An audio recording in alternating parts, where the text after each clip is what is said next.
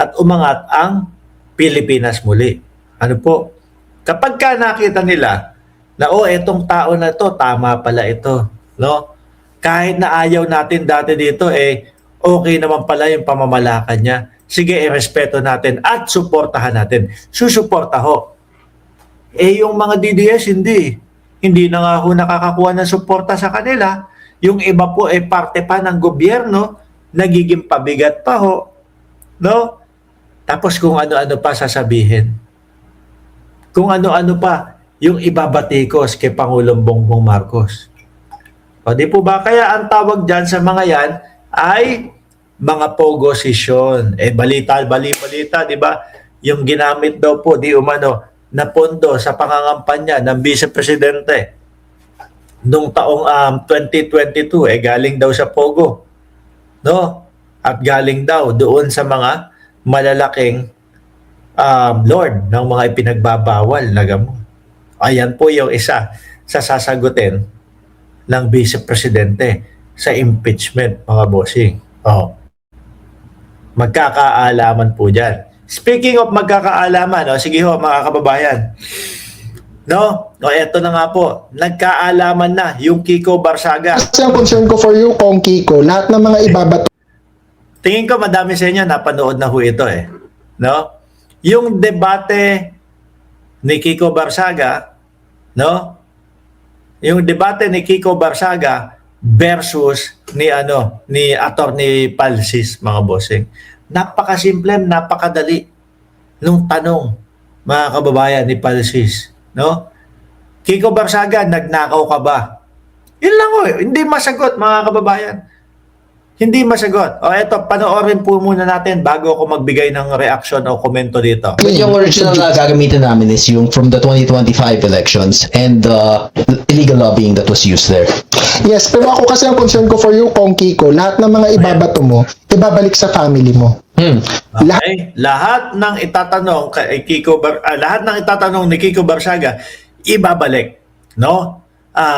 Sa pamilya niya. Lahat ng binabato mo, babalik sa family mo. I mean, that's fine. Then you admit that your family, If I'm your corrupt, political then I dynasty. deserve to be in prison as well. But I'm going down with everyone else in the Sabi mo kay Unity Jessica Party. Soho, tinanong ka ni Jessica Soho, malinis ka ba, Kong Kiko? Ang sabi mo, wala We'll pa akong see. kaso. Hindi, sabi mo wala pa akong kaso. At true, No, hindi, totoo naman po, mga kababayan. Simple lang po. Kung ikaw ay walang pagnanakaw na ginawa, rektahan mo sasabihin yun. Kung ikaw ay walang kalokohan na ginagawa, rektahan mo wala, hindi ako kasama dyan. No? Bakit ganon? Si Kiko Barsaga, hindi niya masagot.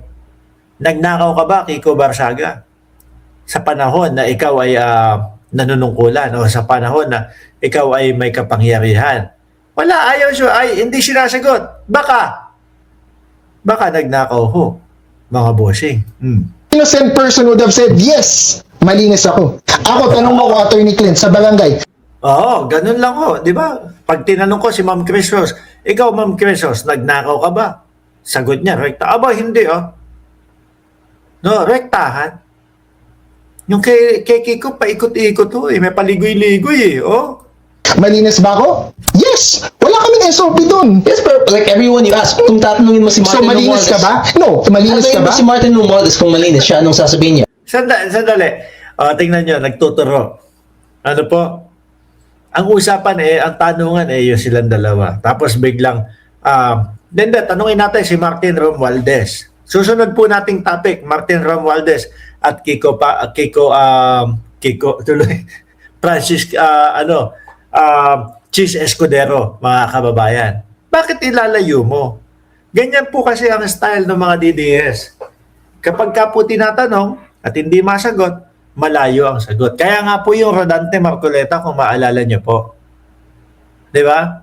Hinahamon din ng debate o naghamon ng debate, pinatulan, tapos nung pinatulan na at nagbigay ng specific na pag-uusapan para hindi magkagulo-gulo at para hindi maglabo-labo yung pag-uusapan, biglang gusto malawakan ako.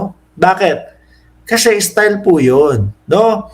Kapag ka sila, naipit sila dito sa isang diskusyon, madali silang tumakbo, madali silang tumalon doon sa ibang sa ibang pag-uusapan. No? Kagaya nito. Tumatanong kung saan na bigla ng si Martin Romualdez ba? No, tatanong. Siya ang tinatanong, mga kababayan, bakit ililipat sa iba? Yes, but we all know he's not clean. No, but your We all answer is know different. he's corrupt. Oh, we all know that he is not clean. Ako kasi sa akin mga kababayan, kung wala akong nakikita na ebidensya, kung wala akong nakikita na mga patunay na nagnakaw na tao, hindi ko sasabihin na kasama ako sa nag-iisip na hindi malinis yan. No? Ipakita nyo sa dalawang mata ko. Ipaintindi nyo sa akin. Ganun ho kasi ako, mga kababayan. No? Pero iba to, si Kiko Barsaga. Siya yung tinatanong, nagnakaw ka ba? Ililipat kay Martin Romualdez o yung issue. Tapos sabay-sabi, we all know that he is not clean. But your answer is different eh. Kay Jessica So, you didn't deny. You didn't say malinis ka. I'm asking you again now, malinis ka ba? We will see. Nung councilor ka? Nung bukal ka? At ngayong congressman ka, malinis ka ba? We will see regarding that because clean and perfectly legal are both completely separate things. There are people who can Bakit talagang ang layo umiikot? Habang nagdi-deny, lalong lumulubog at lumalabas na ang bulok nila. Pangbobo lang kasi ang reason na nasa tamang forum daw. Para pong ang vice-presidente yon, no? Puntahan natin yung laging sinasabi ng vice-presidente na yung Mary Grace Piatos at yung confidential funds ay masasagot sa tamang panahon. No? Pero ang nakikita po natin sa kanila, mga kababayan, ay patuloy silang umiiwas na dumating sa tamang panahon sa pamamagitan ng mga teknikalidad na paghahanap ng butas. Sasagutin ko yung mga confidential funds at itong si Mary Grace Piatos sa tamang panahon. Pero behind that, yung mga pagkilos nila at yung mga nakikita natin, ayaw nilang matuloy yung tamang panahon sa pamamagitan ng paghahanap ng butas sa teknikalidad. Di po ba? Sino niloloko nila? Tayo, hindi naman tayo naniniwala sa kanila. Yung mga DDS. Yung mga DDS na napakahilig po na mga magpauto, mga kababayan. act within the bounds of the law that can also be at the same time corrupt. And there are people who are good. So you mean, can be so you mean you accept money but legally, parang Marcoleta? I'm not saying that. No, sinasabi mo hindi ka nagnakaw. Nagnakaw ka, yes or no? If we look at Magnanakaw ka, yes or no? if we look at South Africa in the apartheid regime that Nelson Mandela was against, Bakit kaya ayaw sagutin ni Kiko Barsaga rektahan? Ngayon, talagang maiisip o iniisip natin, baka nga nagnakaw itong si Kiko Barsaga. Hindi makasagot ng rektahan eh. No, ang dami pong alibay, mga kababayan. Ang daming paligoy-ligoy po nitong si Kiko Barsaga. Di ba? Nagnakaw ka, hindi. Hindi ako nagnakaw at wala akong ginagawang pagnanakaw. Ilang beses ba tinanong kung magnanakaw ka o hindi? Ang dami na.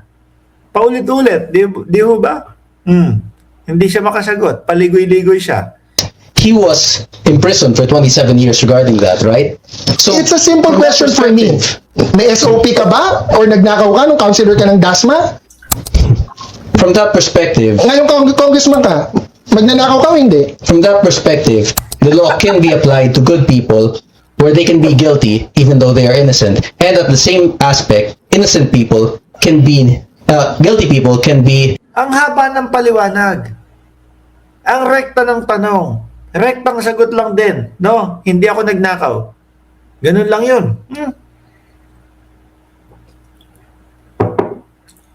Ano kaya to? Aral kay Inday. Puro ho palusot.